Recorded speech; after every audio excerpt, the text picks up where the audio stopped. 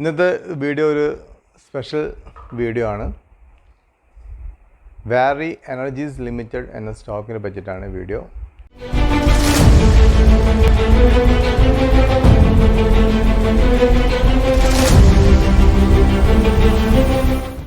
Hello my dear friends, ഞാൻ ബിനോയ്.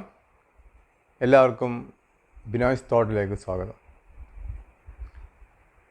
ഇന്നത്തെ video ഒരു സ്പെഷ്യൽ വീഡിയോ ആണ്. വാരി എനർജീസ് ലിമിറ്റഡ് എന്ന സ്റ്റോക്കിനെ പറ്റിയിട്ടാണ് വീഡിയോ. ഒരുപാട് കമൻസ് വന്നിട്ടുണ്ട് വാരി എനർജീസ് പറ്റിയിട്ട്. അതുപോലെ തന്നെ ഒരുപാട് വാട്സപ്പിൽ ആൾക്കാർ ചോദിക്കുന്നതിന് എന്താ ചെയ്യേണ്ടതെന്ന്. വാരി എനർജീസ് ലിമിറ്റഡ് നല്ലൊരു മൂവ്മെൻറ്റാണ് കൊടുത്തത് ലാസ്റ്റ് വീക്ക്. അതുപോലെ തന്നെ നല്ലൊരു കറക്ഷനും താഴോട്ട് കൊടുത്തു.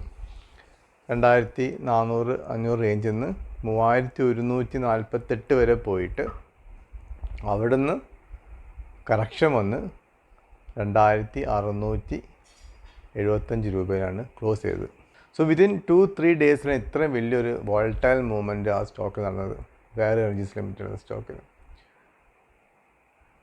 ഫുൾ കൺഫ്യൂഷനാണ് ഇപ്പോൾ എന്ത് ചെയ്യണം. അപ്പോൾ വാരി എനർജീസ് ഉള്ള ആൾക്കാർ സംശയം ഇപ്പോൾ ഹോൾഡ് ചെയ്യണോ അല്ലെങ്കിൽ വിറ്റ് മാറി താഴോട്ട് വരണോ. കാരണം റീസെൻ്റ്ലി ഒരു ബ്രോക്കറേജ് ഫേം, ഒരു ഫേമസ് ആയിട്ടുള്ള ബ്രോക്കറേജ് ഫേം വാരി എനർജീസ് സെല്ലാണ് പറഞ്ഞത്. അവർ ടാർഗറ്റ് കൊടുത്ത് 2100 രൂപയിലേക്കാണ്.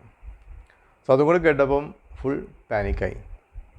നമ്മൾ റീറ്റെയിൽ ഇൻവെസ്റ്ററെ സംബന്ധിച്ചോളം ഇങ്ങനത്തെ ബ്രോക്കിംഗ് ഫേംസ് റെക്കമെൻഡേഷൻസ് ഒന്നും ഫുള്ളി റിലയബിൾ ആയിരിക്കില്ല. ചിലപ്പോൾ അവർക്ക് എൻട്രി ചെയ്യാൻ പറ്റിയിട്ടില്ലെങ്കിൽ അവരൊരു സെൽ റെക്കമെൻഡേഷൻസ് കൊടുക്കും താഴത്തെ വാങ്ങാൻ വേണ്ടിയിട്ട്. അങ്ങോട്ടും ഇങ്ങോട്ടും അതേപോലെ തന്നെ ഒരുപാട് സ്റ്റോക്ക് കയറിയ സ്റ്റോക്കിൽ അവർക്ക് ഹോൾഡിങ്സ് ഉണ്ടെങ്കിൽ ബൈ പറയും, എന്നിട്ട് നമ്മൾ വാങ്ങിക്കഴിഞ്ഞാൽ വിൽക്കാൻ പറയും. അങ്ങനെ പല റെക്കമെൻഡേഷൻസ് വന്നിട്ട് കൊടുത്തിട്ട് ആൾക്കാർ കൺഫ്യൂസ്ഡ് ആക്കും. റീറ്റെയിൽ ഇൻവെസ്റ്റേഴ്സിന് ചെയ്യാൻ പറ്റാവുന്നത് കമ്പനീനെ പറ്റി വ്യക്തമായി പഠിക്കുക എന്നുള്ളതാണ്. അതിന് പൊട്ടൻഷ്യൽസ് ഉണ്ടോ വാങ്ങാം, മിണ്ടാണ്ടെങ്കിൽ ബിറ്റ്വീനുള്ള കളികളിലൊന്നും കോൺസെൻട്രേറ്റ് ചെയ്യാൻ നിൽക്കാം. ഒരു ലോങ് ടേം ഇൻവെസ്റ്റർ സംബന്ധിച്ചും കിട്ടുന്നതിന് പ്രോഫിറ്റ് ഒരിക്കലും ഒരു ഷോർട്ട് ടേം ഇൻവെസ്റ്റേഴ്സിനോ ഡേ ട്രേഡേഴ്സിന് കിട്ടില്ല എന്ന് മനസ്സിലാക്കുന്ന കാര്യമാണ്. സോ വാരി എനർജീസിന് എന്ന സ്റ്റോക്ക് 3500 വരെ വാല്യുവേഷൻ വൈസ് വളരെ ചീപ്പാണ്. സോ പോസിറ്റീവ്സും നെഗറ്റീവ്സും ഉണ്ട്. ഇതിൽ നെഗറ്റീവ്സ് വളരെ കുറച്ചേ ഉള്ളൂ. ആ ഒരു 2 പോയിൻറ്റ്സും പറഞ്ഞുതരാം. നമുക്ക് വാല്യൂ ചെയ്ത് നോക്കാം ഏതാണ് ബെറ്റർ എന്ന്. സോ വാരി എനർജീസ് ലിമിറ്റഡ് സ്റ്റോക്ക് ഇന്ത്യയിലെ ലാർജസ്റ്റ് സോളാർ മൊഡ്യൂൾ കമ്പനിയാണ്. മൊഡ്യൂൾ മാനുഫാക്ചറിങ് കമ്പനിയാണ്. സോളാർ പാനൽസ് ഉണ്ടാക്കുന്ന കമ്പനിയാണ്. അതുപോലെ തന്നെ സോളാർ സെൽസ് മാനുഫാക്ചറിങ് കമ്പനിയാണ്. ഇന്ത്യയിൽ നമ്പർ 1 ആണ്. വേൾഡിൽ തന്നെ എടുത്ത് നോക്കുകയാണെങ്കിൽ 2-3 പൊസിഷനിൽ നിൽക്കുന്ന കമ്പനിയാണ് വാരി എനർജീസ് ലിമിറ്റഡ്. ഇത് പൊതുവേ അധികം പേർക്കും അറിയാത്തൊരു കമ്പനിയാണ് വാരി എനർജീസ് ലിമിറ്റഡ്. കാരണം ഇന്ത്യയിലേക്കാൾ കൂടുതൽ അവർ എക്സ്പോർട്ടിംഗ് ആണ്. സോ ഇന്ത്യയിൽ ടാറ്റ പവറാണ് എല്ലാവർക്കും അറിയുന്ന ഒരു കമ്പനി. പക്ഷേ ടാറ്റ പവറിനെക്കാളും എത്ര മുകളിലുള്ള ഇന്ത്യൻ നമ്പർ 1 കമ്പനിയാണ് വാരി എനർജീസ് ലിമിറ്റഡ്. ഞാനിപ്പം അതിൻ്റെ പോസിറ്റീവ് സൈഡ്സാണ് പറഞ്ഞത്. നെഗറ്റീവ് സൈഡ്സ് ലാസ്റ്റ് പറയും. രണ്ടും കമ്പയർ ചെയ്ത് നോക്കിയിട്ട് അത് ലോങ് ടേം ഇൻവെസ്റ്റ്മെൻറ്റ്സ് പറ്റിയാണോ നമുക്കൊരു കൺക്ലൂഷനിൽ എത്താം. ഓക്കെ, ഇപ്പോൾ ഇന്ത്യയിലെ ലാർജസ്റ്റ് സോളാർ മൊഡ്യൂൾ മാനുഫാക്ചറിങ് കമ്പനിയാണ്. 13 GW ഇൻസ്റ്റാൾഡ് കപ്പാസിറ്റി ഉള്ള ഒരു കമ്പനിയാണ് ഇന്ത്യയിലെ. അതുപോലെ തന്നെ ഇന്ത്യയിൽ largest solar cell manufacturing company 5.4 GW കപ്പാസിറ്റിയുള്ള കമ്പനിയാണ്. 120+ കൺട്രീസിലേക്ക് എക്സ്പോർട്ട് ചെയ്യുന്ന കമ്പനിയാണിത്. വാരി എനർജീസ് ലിമിറ്റഡ് ഇപ്പോൾ റീസെൻ്റ് കയറാനുള്ള കാരണം അതിന് റിസൾട്ട് തന്നെയാണ്. എക്സ്ട്രാ ഓർഡിനറി റിസൾട്ടാണ് വാരി എനർജീസ് കൊടുത്തത്. എത്രയോ കൊല്ലങ്ങളായിട്ട് ലാഭം കാണിക്കുന്ന ഒരു കമ്പനിയാണ് വാരി എനർജീസ് ലിമിറ്റഡ്. മാർച്ച് 2025 ക്വാർട്ടറിൽ 580 കോടി ലാഭമാണ് കാണിച്ചത്.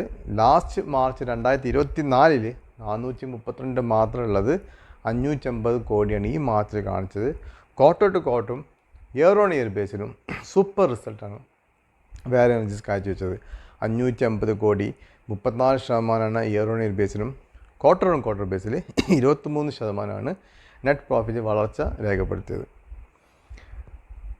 ഇതിൽ വേറെ പോസിറ്റീവായിട്ടുള്ള ന്യൂസ് വാരി എനർജീസ് സംബന്ധിച്ചോളം റീസെൻ്റ്ലി ട്രംപ് അനൗൺസ് ചെയ്ത് ബാക്കി എല്ലാ സോളാർ പ്രൊഡക്ട്സ് എക്സെപ്റ്റ് ഇന്ത്യ, ബാക്കി എല്ലാ രാജ്യങ്ങളിൽ നിന്നും സോളാർ സെൽ ഇമ്പോർട്ട് ചെയ്യുന്നതിന് അല്ലെങ്കിൽ സോളാർ മൊഡ്യൂൾസ് ഇമ്പോർട്ട് ചെയ്യുന്നതിന് മേലെ 2000% താരിഫാണ് ട്രംപ് അനൗൺസ് ചെയ്തത്. ഈ രണ്ട് ന്യൂസും കൂടെ വന്നപ്പോഴാണ് ഈ സ്റ്റോക്ക് അടിച്ചങ്ങോട്ട് കയറിയത്. റിസൾട്ടും കൂടെ ഫേവറബിൾ ആയപ്പോൾ അടിച്ച് കയറി.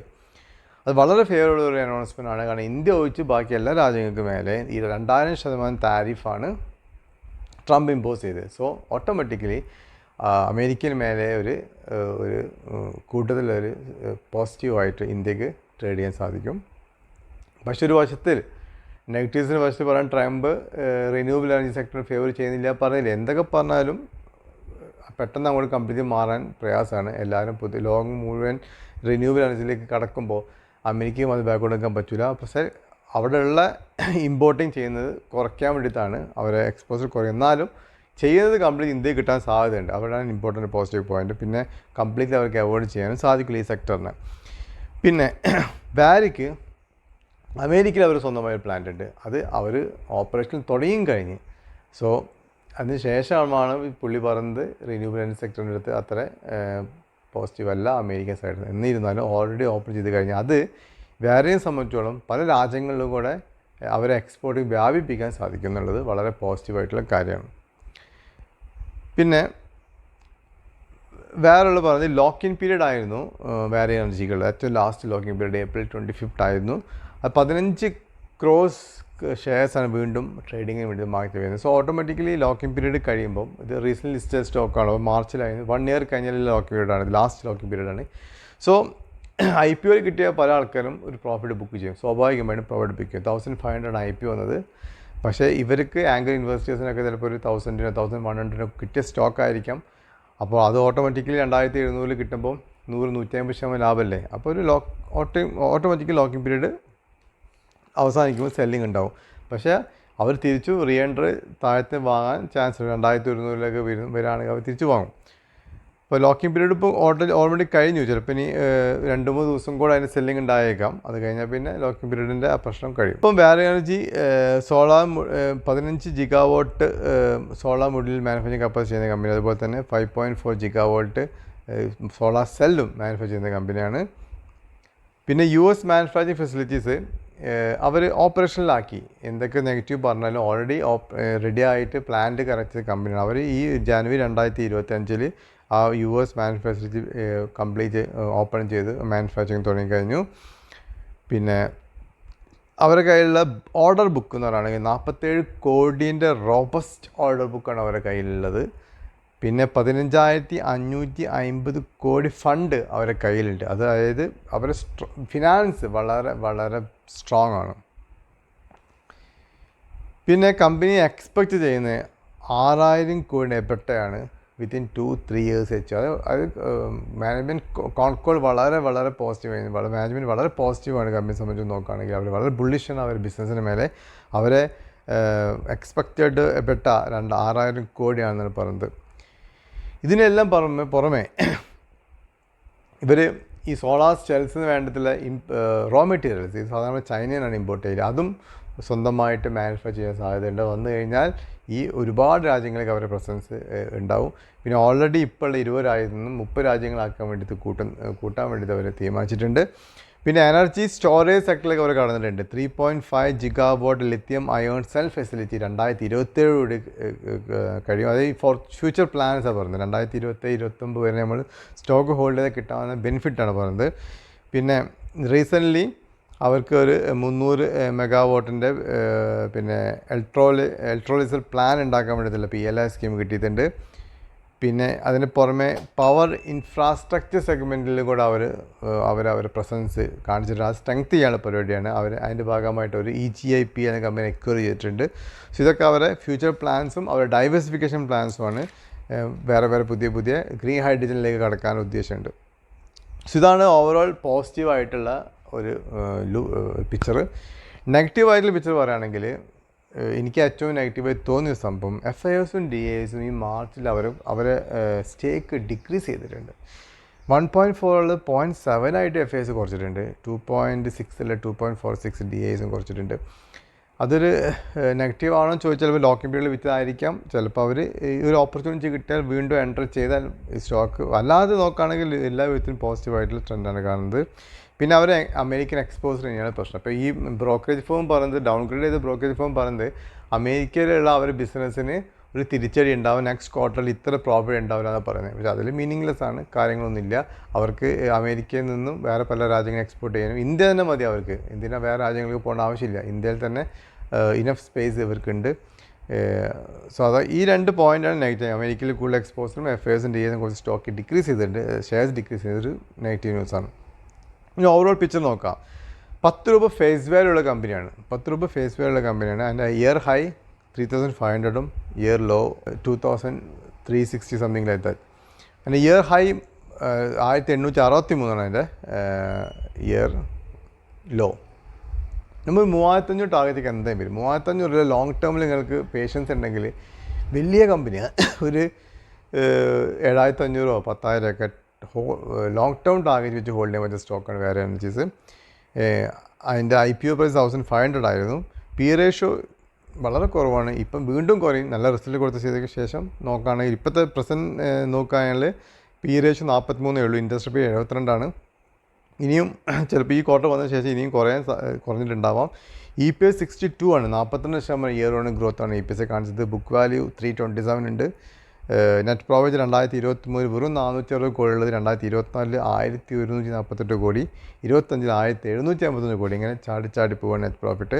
ഡെപ്റ്റ് ടു ഇക്വിറ്റി 0.1 ഉള്ളൂ, വളരെ അട്രാക്റ്റീവാണ്. ഇത്രയും വലിയ ബിസിനസ് ചെയ്യുന്ന 0.17 ഡെപ്റ്റ് ഇക്വിറ്റി റേഷ്യോ. പിന്നെ ഹൈ പെട്രോസ്കി സ്കോർ കമ്പനി 7, ഇപ്പോഴും 7 ഹൈ പെട്രോസ്കി സ്കോർ കാണിക്കുന്നുണ്ട്. പല സ്റ്റോക്ക് ഇപ്പോൾ അഡീഷണൽ നോക്കുമ്പോൾ പെട്രോസ്കി കുറവായിട്ടുണ്ട്. ഈ കേസിൽ 7 പെട്രോസ്കി സ്കോർ ഹൈ പെട്രോസ്കി സ്കോർ കാണിക്കുന്ന കമ്പനിയാണ് വേറെ എനർജീസ്. അപ്പോൾ പോസിറ്റീവ്സും നെഗറ്റീവ് നോക്കുകയാണെങ്കിൽ പോസിറ്റീവ്സാണ് ഒരുപാടുള്ളത്, നെഗറ്റീവ്സ് കുറച്ചുണ്ട്. പക്ഷേ ഇനി ലോക്കിംഗ് പീരീഡ് കഴിയാത്തതുകൊണ്ട് തന്നെ കുറച്ചും കൂടെ കർശനം വരാം. പിന്നെ ഇന്ത്യ പാക്കിൽ നടക്കുന്നുള്ള ഒരു ടെൻഷൻ അത് റിലീവ് ആവുന്നവരെ ഒരു കർശനം കാണാം. സോ എല്ലാം കഴിഞ്ഞ് ക്ലിയർ ആയതിനു ശേഷം നിങ്ങൾ ലോങ് ടേം വ്യൂവിലേക്ക് മസ്റ്റായിട്ട് വാങ്ങേണ്ട സ്റ്റോക്കാണ് വേറെ എനർജി. 2100 കിട്ടുകയാണെങ്കിൽ അത്രയും നല്ലത്. ഒരു 7500 10,000 ടാർഗറ്റ് വെച്ചിട്ട് ഹോൾഡ് ചെയ്യാൻ പറ്റുന്ന ഒരു ഇന്ത്യയിലെ ഏറ്റവും ഫേമസ് ആയിട്ടുള്ള ലോകം മുഴുവൻ അറിയപ്പെടുന്ന ഒരു solar manufacturing, solar cell manufacturing, അതിന് പുറമെ റോ മെറ്റീരിയലും കൂടെ മാനുഫാക്ചർ ചെയ്യാൻ പോവാണ് കമ്പനിയാണ് വേറെ energies limited. So present price 2676, ഒരു 3500 ഷോർട്ട് ടേം ടാർഗറ്റും ഒരു 7500 മുതൽ 10,000 വരെ ലോങ് ടേം ടാർഗറ്റ് വെച്ചിട്ട് വാങ്ങാൻ പറ്റുന്ന സ്റ്റോക്കാണ് വേറെ energies limited. So as usual ഞാനൊരു SEBI രജിസ്റ്റേർഡ് അനലിസ്റ്റ് അല്ല, അതുകൊണ്ട് തന്നെ സ്വന്തം പഠിച്ച് മനസ്സിലായിട്ട് മാത്രം ഇൻവെസ്റ്റ് ചെയ്യുക. നിങ്ങൾക്ക് ആരെങ്കിലും അഡ്വൈസർ ഉണ്ടെങ്കിൽ അവരോട് ചോദിച്ച് മനസ്സിലായിട്ട് ഇൻവെസ്റ്റ് ചെയ്യുക. പുതുതായിട്ട് ആരെങ്കിലും ചാനൽ കാണുന്നുണ്ടെങ്കിൽ സബ്സ്ക്രൈബ് ചെയ്യുക. മാക്സിമം എൻ്റെ വീഡിയോസ് ഫ്രണ്ട്സ് റിലേറ്റീവ്സ് അയച്ചു കൊടുക്കുക, ലൈക്ക് ചെയ്യുക, കമൻറ്റ് ചെയ്യുക. Thank you very much.